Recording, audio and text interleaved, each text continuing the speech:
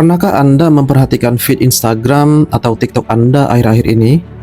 Rasanya semua orang sedang berlibur ke Jepang, Korea, atau setidaknya belanja di Singapura. Media sosial membuat kita percaya bahwa bepergian ke luar negeri adalah hal yang biasa bagi orang Indonesia saat ini. Namun, sebuah data mengejutkan baru-baru ini meruntuhkan ilusi tersebut. Faktanya, sebuah survei mengungkapkan bahwa sekitar 92% warga negara Indonesia ternyata belum pernah sekalipun menginjakkan kaki di luar negeri. Artinya, hanya sekitar 8% dari total populasi kita yang sudah pergi melintasi batas negara. Mengapa angkanya bisa se-ekstrim ini? Di video kali ini, kita akan membedah alasannya secara mendalam. Mari kita bedah dulu datanya.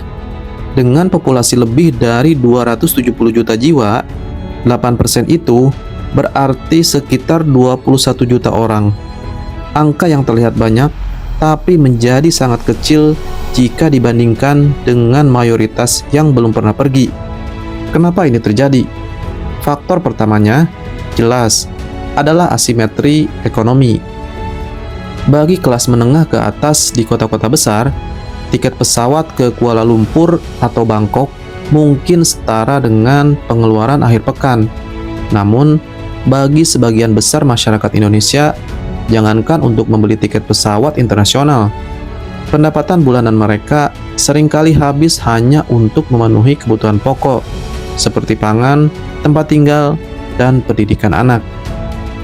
Berdasarkan data BPS, upah minimum di banyak daerah di Indonesia masih berada di kisaran 2 hingga 4 juta rupiah. Menabung untuk perjalanan internasional yang membutuhkan biaya belasan hingga puluhan juta rupiah bagi banyak keluarga adalah sebuah kemewahan yang tidak masuk akal. Faktor kedua adalah geografi. Indonesia adalah negara kepulauan terbesar di dunia. Coba bandingkan dengan Eropa. Di Eropa, Anda bisa naik kereta selama 2 jam dan sudah berpindah negara. Di Indonesia, penerbangan dari Jakarta ke Medan atau ke Raja Ampat memakan waktu berjam-jam dan biayanya seringkali lebih mahal daripada tiket ke negara tetangga. Luasnya wilayah kita membuat mobilitas domestik saja sudah memakan biaya besar. Bagi warga yang tinggal di luar Pulau Jawa, untuk bisa pergi ke luar negeri, mereka seringkali harus transit dulu ke Jakarta atau Batam, yang berarti menambah biaya tiket domestik lagi sebelum memulai perjalanan internasionalnya. Lalu, ada faktor psikologis dan budaya yang menarik. Untuk apa ke luar negeri kalau di Indonesia semua sudah ada? Indonesia dianugerahi kekayaan alam yang luar biasa.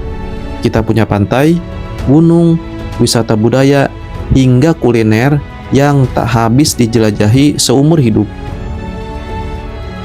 Bagi mayoritas warga Indonesia, konsep liburan atau healing tidak harus melibatkan paspor. Pergi ke puncak, berlibur ke Bali, atau sekedar pulang kampung saat lebaran sudah memberikan kepuasan yang sama. Ditambah lagi, adanya kendala bahasa dan kekhawatiran akan makanan halal di luar negeri seringkali membuat sebagian orang enggan keluar dari zona nyaman mereka. Faktor keempat yang tidak boleh diabaikan adalah masalah aksesibilitas dokumen dan birokrasi. Bagi sebagian orang, membuat paspor bukan perkara mudah. Butuh waktu, biaya, dan kadang akses ke kantor imigrasi di daerah tertentu cukup jauh. Selain itu, paspor Indonesia secara historis bukanlah paspor yang sangat kuat. Kita membutuhkan visa untuk masuk ke sebagian besar negara maju seperti negara-negara Eropa, Amerika Serikat, atau Jepang. Proses pengajuan visa ini tidak hanya mahal, tetapi juga membutuhkan dokumen pendukung seperti rekening koran dan saldo minimal tertentu. Hal ini otomatis menyaring sebagian besar populasi kita yang tidak memenuhi syarat finansial tersebut. Jadi, angka 92% itu bukan sekedar statistik kosong. Angka itu adalah cerminan dari realitas ekonomi, luasnya geografi kita, kekuatan pariwisata domestik, hingga tantangan birokrasi yang dihadapi masyarakat. Apakah angka ini buruk? Tidak terlalu. Ini menunjukkan bahwa pasar pariwisata domestik kita sangat besar dan menjadi penopang ekonomi negara. Namun, di sisi lain, ini juga menjadi pengingat tentang adanya kesenjangan ekonomi yang nyata di sekitar kita. Bagaimana dengan Anda? Apakah Anda termasuk dalam 8% yang sudah pernah ke luar negeri atau 92% yang masih setia menjelajahi keindahan Ibu Pertiwi? Tulis pendapat Anda di kolom komentar. Jangan lupa untuk like, share, dan subscribe untuk pembahasan menarik lainnya.